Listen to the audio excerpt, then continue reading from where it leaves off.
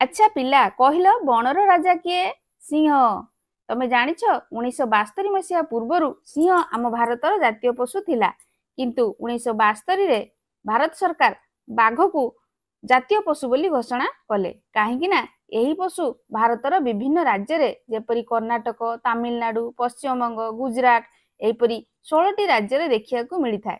କିନ୍ତୁ ସିଂହ ଚାରିଆଡେ ଦେଖିବାକୁ ମିଳନ୍ତି ନାହିଁ। ଆହୁରି ମଧ୍ୟ ଇତିହାସରେ ମୁଦ୍ରା ଗୁଡ଼ିକରେ ବାଘ ଚିତ୍ର ଦେଖିବାକୁ ମିଳୁଥିଲା। ତ ପୂର୍ବ କାଳରୁ ବାଘର ମହତ୍ତ୍ୱ ରହିଛି।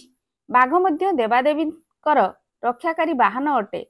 ଉପଯୋଜନର ଉପଯୁକ୍ତ ପରିବେଶ ମିଳୁନଥିବାରୁ ବାଘ ସଂଖ୍ୟା କମିବାରେ ଲାଗିଛି। ତେଣୁ ଏମାନଙ୍କର ସୁରକ୍ଷା ପାଇଁ ପ୍ରୋଜେକ୍ଟ ଟାଇଗର ଯୋଜନାରେ ସାରା ଦେଶରେ 29ଟି ବାଘ ସଂରକ୍ଷିତ ଜଙ୍ଗଲ ସୃଷ୍ଟି କରାଯାଇଛି।